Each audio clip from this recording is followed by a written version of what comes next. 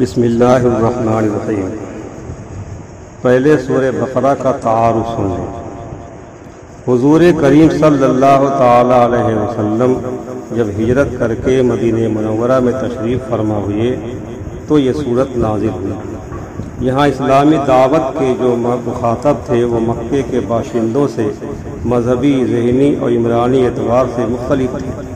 خود اسلامی دعوت جس مرحلے میں داخل ہو رہی تھی اس کی ضروریات اور تقاضے بھی بالکل نئے تھے، اس لیے ہمیں اس صورت میں جو 40 رکوع اور 286 آیتوں پر مشتمل ہے، جس کے الفاظ 6031 ہیں اور حروف کی تعداد 20,000 ہے، مکی صورتوں کے اعتبار سے بین اور صاف فرق معلوم ہوتا ہے۔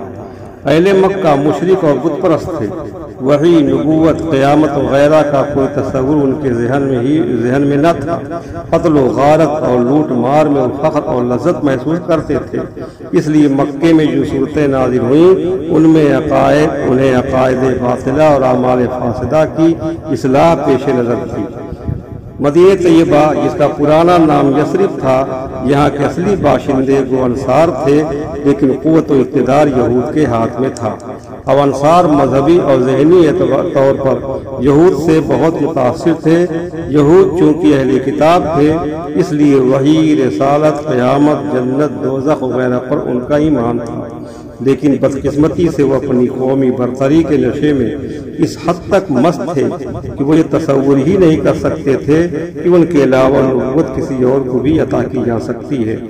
عملی اعتبار سے ان کی پستی کی یہ حالت تھی کہ وہ معمولی سے دنیاوی فائدے کے لیے تورات کی واضح آیتوں کا انکار کر دیتے، بلکہ ان میں تحریف کرنے میں ذرا جھجک محسوس نہ کرتے۔ تجارت کی منڈیوں پر ان کا قبضہ تھا۔ یثرب کی زرخیز زمینیں اور شاداب باغات ان کی ملکیت میں آ چکے تھے۔ علم و دانش میں انصار کو ان سے کوئی نسبت ہی نہ تھی، آئینی طور پر نہ صحیح لیکن عملی طور پر حکومت یہود کی تھی۔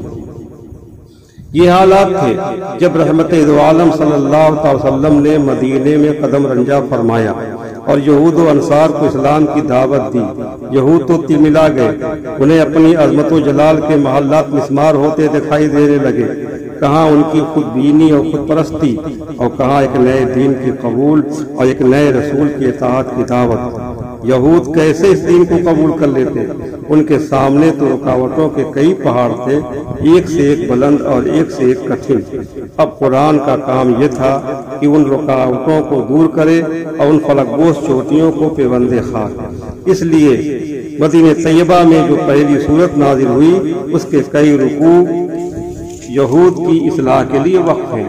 دوسری نئی صورتحال جس میں مدینے میں اسلام کو واسطہ پڑا وہ یہ تھی کہ انصار کی اکثریت کے اسلام قبول کر لینے کے بعد اور مکے سے مسلمانوں کی ہجرت کے بعد اسلام متفرق اور منتشر افراد کا مذہب نہیں رہا تھا، بلکہ ایک جماعت اور ایک قوم کا دین بن گیا تھا، اور قوم بھی ایسی جس میں ترقی اور برتری کی بے پناہ صلاحیتیں بیدار ہو رہی تھیں۔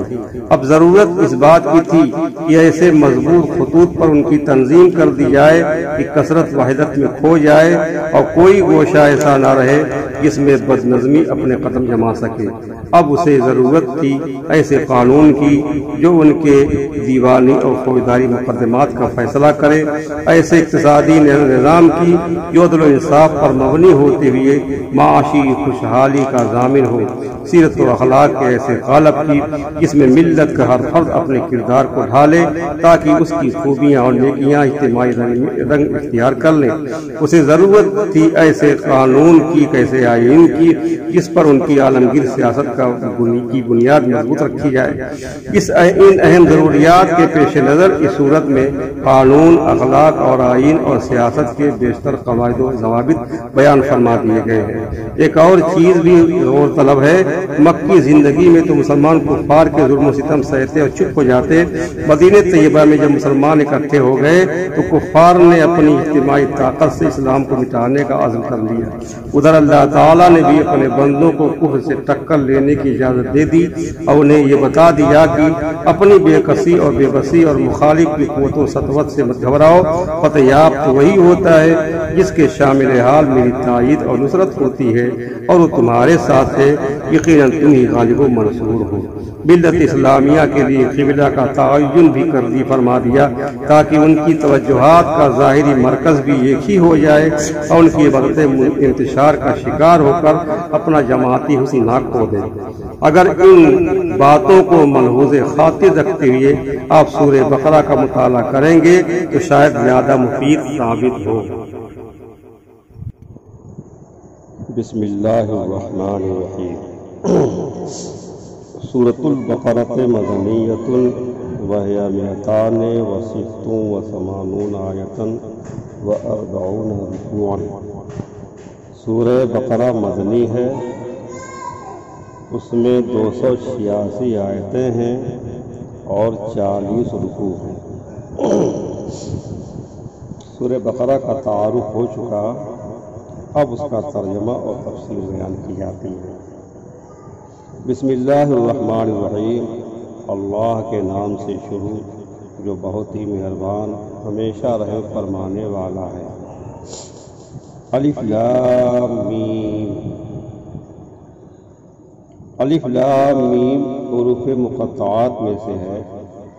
مفسرین کرام نے ان حروف کی تشریح کرتے ہوئے متعدد اقوال تحریر فرمائے ہیں، لیکن سب سے احسن قول یہ ہے کہ الف لام میم اور دوسرے حروف مقطعات سر بین اللہ و رسولہ، یہ وہ راز ہیں جو اللہ تعالیٰ اور اس کے رسول صلی اللہ علیہ وسلم کے درمیان ہیں۔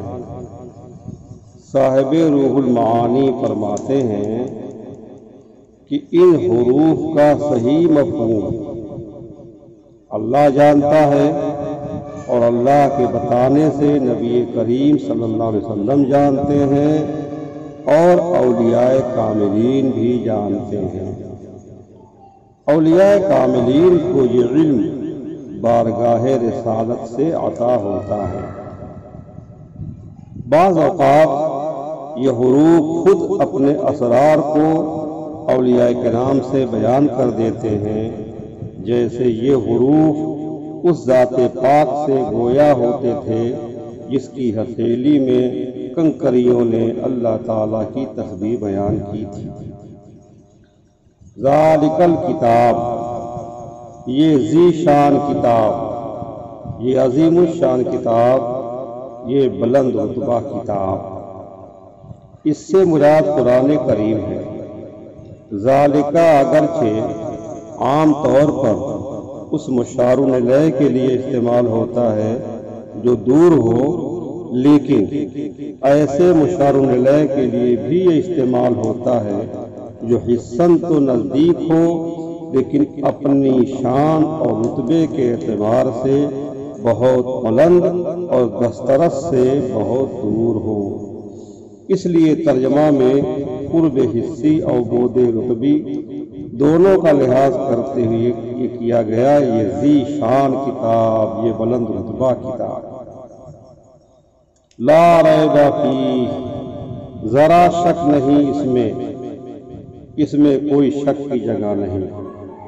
یہ نہیں فرمایا کہ لا یراب فیہ، کہ اس میں شک نہیں کیا جاتا، کیونکہ اس پر شک و شبہ کی گرد اڑانے والوں کی نہ تب کمی تھی نہ اب ہے، بلکہ فرمایا لا ریب فیہ، یعنی اس قرآن کریم کے دلائل، واضح دلائل، اس کی روشن تعلیمات، اس کے بیان کردہ تاریخی واقعات اور اس کی پیشگوئیاں حق و صداقت کے وہ بلند مینار ہیں جہاں شک و شبہ کا غبار نہیں پہنچ سکتا۔